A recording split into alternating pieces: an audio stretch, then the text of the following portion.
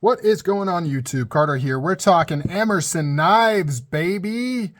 Got all these beautiful, beautiful knives. I'm going to be talking about why I like Emerson knives, why I got back into them, and also just point out how it's kind of weird. I follow the same kind of trajectory every time I get into Emerson's. It's weird. It's like clockwork. It's kind of odd. But first off, what do you guys think of this satin clip on this stonewash satin blade here? I think I like it. I think I do. I think I like it. I don't know if I'm going to buy a satin clip for my other Commander. Maybe I will, maybe I won't. I don't know if it looks good enough to do that. Let's see. So what do you think? Black clip or silver clip? The silver matches the blade. And then, so I have that. Now I would say, well, let's see. So on this one, I put the Reaper clip for now, maybe until I get an Elvia. I'll just put it on here. I think it's kind of cool. Classic CQC 7B without the wave. This is my first waveless Emerson, I think. Man, these new ones are sweet. Look how I can flick them open. And this is right out of the box, or at least these ones are, not this one. So I haven't put any lube in there. I haven't. I tightened this pivot down a little. It was a little loose. All the others were just fine. I think I loosened this one a tad bit. These new Emersons are just really good. Like I said in my other video, though, it's still an Emerson. So if you just hate overall Emersons, you're probably not going to even like the newer ones. But if you were kind of like, they were close, and you're like, man, if they just did a little bit better, you might want to revisit them. Because they have tightened things up. Quality's better, detent's better, they're smoother, they're centered. The liners are still rough though, and it's not perfect. Anyways, Emerson knives. Why do I like them? Why did I get back into them? So, funny story. About a month or two ago, somebody asked me if I plan on getting into Emersons again. That knew me from the old days, from the old channel. Now I was like, no, I don't see me ever getting into them again. Like I had zero desire to get into Emerson knives again. I'm like, I'm done. I don't like them. I don't think so. I also kind of said that about Striders though, and you see how that's turned out. But here I am, and I always get into Emersons after I get into Striders, and there's a partial reason for it. In my mind, there's a lot of overlap between Strider and Emerson. Both US companies, they're both kind of somewhat of the same era. Emerson's a little bit earlier, Strider's a little bit later. But they have a lot of the same philosophy. Use your stuff. A knife is a knife. Hard use. Tactical kind of skulls and badassery. That kind of world. So in my mind, there's a lot of overlap. I find it strange that in the communities, there's not as much as I would expect. People kind of tend to be either Emerson or Strider. I mean, yeah, maybe they'll own one of each. But if they're into one of the brands that kind of stick to that. I don't see too many people into Emersons that are also really into Striders. Just me, I guess. I'm the lone wolf. And I think the reason for that, from what I can gather, actually is just a logistical one. Seems to be the old liner lock versus frame lock debate. Because I've talked to a few Strider folks about Emersons, and it kind of comes down to that. They're like, it's liner locks. I don't like liner locks. I don't trust them. I like frame locks. So I think that's the primary differentiator. For me, it's not an issue. I kind of like the difference between the two, and I appreciate both locking systems. I also think that liner locks are way stronger than people give them credit for. I'll do a separate video on that. But I always end up getting into Emersons after Striders because Striders are so damn expensive.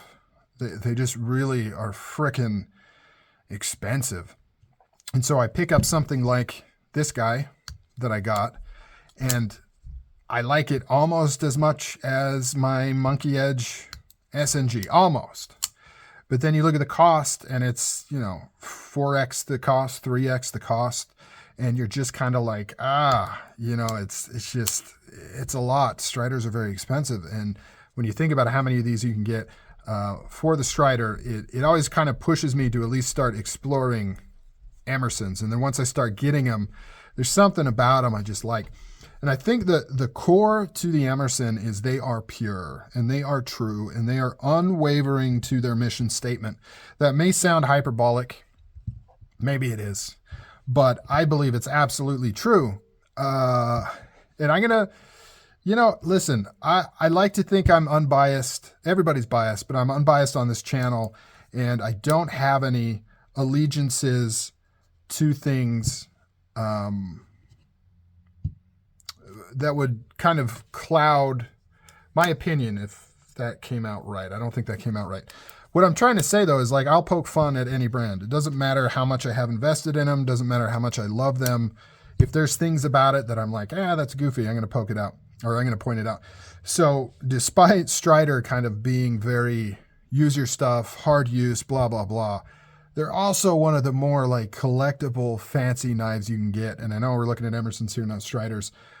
But that's one of the ironies that kind of catch me off guard, because Emerson is not like that. 90% of Emersons are like this. They are basic, G10, all the same, standard 154 cm steel, nothing special. Very rarely do they do special editions. And of course, you've got Emerson's customs, but they're few and far between. These are meant to be used. And the reason that they're built this way is because they're easy to fix. One of the problems with like frame locks is there's a lot of money tied up into the handle, into the locking mechanism. And at the end of the day, the knife is just a knife. It's just a blade and a cutting edge. And this is a finite resource. You can only cut so many times with this. You can only sharpen so many times with this. And then this is cached, more so than a lot of things, more so than a firearm. Firearms, you can do hundreds of thousands of rounds before you need to replace the barrel, and then you just replace the barrel. With a knife, you can go through it pretty dang quick if you use it a lot.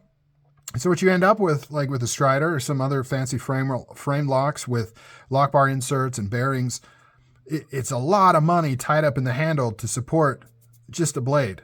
So Emerson doesn't do that, right? And because they don't do that, Emerson has like the best warranty in the business. This thing wears out, you send it in 2 weeks later, you get it fixed. And they can do that because they're not tying up a bunch of money into expendable parts that are just there to house a blade, right? They understand what this really is. It's a folding knife, and it needs to fold, and it needs to be a knife, and that's it, right? You can add more bling and more fancy stuff to it, but then you start to deviate from what it is and what it's supposed to be. And I firmly believe that everything that Emerson says in terms of why they do 154 cm, why they run it little soft, why they use these kind of screws, why they do everything they do, I firmly believe that it is for a realistic intent, except for the backwards chisel grind. That one I don't get and don't like. Everything else, now I don't always agree with it, right? It doesn't fit my use case. So that's where I kind of run into any sort of hesitancy with Emerson knives, is because that doesn't all work for me. I don't need all of that. I would like a harder steel because I don't need to sharpen on a rock. I can use a sharpening system, a diamond system. So soft steel isn't a benefit to me. The Nylotron washers that don't require any lubrication isn't a benefit to me because I lubricate my knives because I live indoors. And not that people don't live indoors, but I'm not backpacking in the Sahara for months at a time where I don't have access to these things. I do, but that's me. So that's my choice, right? The knives are meant for people like that. The knives are meant for people that don't have access to these things. I don't know if it was in this video, but I was talking and I tightened up a pivot with another knife, right? I didn't need my Torx driver. I can just use a coin, another knife, piece of steel, whatever. You can tighten that up. Phillips screws. Yes, it is kind of hard not to strip these out. For me, I'd prefer Torx because I have Torx drivers, but I understand why this decision was made, and I appreciate that this decision was made. And I just like that, right? Like, despite all of the pressure for Emerson to become like all these other knife companies where they just do all of these kind of fancier things and they do the nicer steels and the harder heat treat and switch out the stuff, he's remained true. There's been a few adaptations that he does. He's very slow to make changes like the standoffs. And I think it's because he really has to feel that it's a total benefit without wavering on what the mission statement of these knives are. And I appreciate that. Now, it doesn't apply to me, all right? I'm not a tac ops guy who needs all that, but I appreciate the heart and soul of these knives being what they are. And I also like the idea of, using these because for me, these are within the price range that I feel okay taking these out, throwing them in my pocket, using the crap out of them. And I also like the fact that I'm always torn between being a collector and a user. And with Striders, I tend to go on the collector side because there's just so many limited variations and scales and steels and grinds and shows and all these things. It's very collectible in the Strider world. This was never meant to be Strider versus Emerson, but turned into it because they're so linked together in my mind. I kind of waver into that collectible side. And so the fact that that's not as available here means that I buy the knife for the knife, if that makes any sense. And I use them as knives, and I'm not scared to use them, and I know I can send them in and I'll be taken care of. So Emerson knives, I don't know. I just like them. I like them. I really, really like them. I totally understand why people don't, though. I totally get it. You know, the whole tactical thing's a little tired. The whole hard use thing's a little tired. They're very kind of similar, you know, which is a blessing and a curse. Because honestly, there's only maybe one or two production Emersons that I even have on my radar, and then I'll be done because, you know, they're very similar. They're all the same width. They're all the same stock width. They use all the same materials. They have the same G10. There's only 3 finishes to choose from. You can get into collecting some vintage ones, but there's really only a handful that anybody cares about because they don't change that often. So there's a whole decade of knives where they're all basically the same. And that's, like I said, a blessing and a curse. I do like to collect things, but I also like these being kind of true to being just knives and doing what they're supposed to do, which is hard use knives for everyday people. Like, you don't have to be a knife person to use and appreciate these knives. And the fact that their warranty, despite the pandemic and all these things, are still intact and still one of the best and fastest in the business, I think is just really, really cool. So, man, yeah, a lot of rambling there. Let me know what you feel down below. I've got some older videos talking about Emerson knives, one of which I kind of dive into. Okay, here, I'll do it again. For anybody still here, one of my best analogies for Emerson knives, I love analogies, is they're kind of like Harley-Davidson to me. Are Harleys the best motorcycle on paper that you can buy? No. They're for the money, for the features? No, you can get far more features for far less money in other motorcycle brands. And I'll be honest, like, same with quality. Harley-Davidsons are kind of known for breaking down, and, you know, some people will defend them and say, no, that's not true. Seems to be pretty true overall. Obviously, certain years, certain models are more plagued with that than others, but in general, Harleys are not the best made motorcycles out there, and yet, there's just nothing cooler than a Harley. And if you want to be a true bike guy, I'm not saying you have to have a Harley, but you know, it's just one of those things. Like, there's more to it. There's heart, there's soul, there's history, there's camaraderie, there's community. There's support, just like Emerson knives. Great warranty. One of the benefits of Harleys is there's a Harley dealership or 2 or 3 in every city across the U.S. If you run into problems, which if you own a Harley, you probably will, you can get service.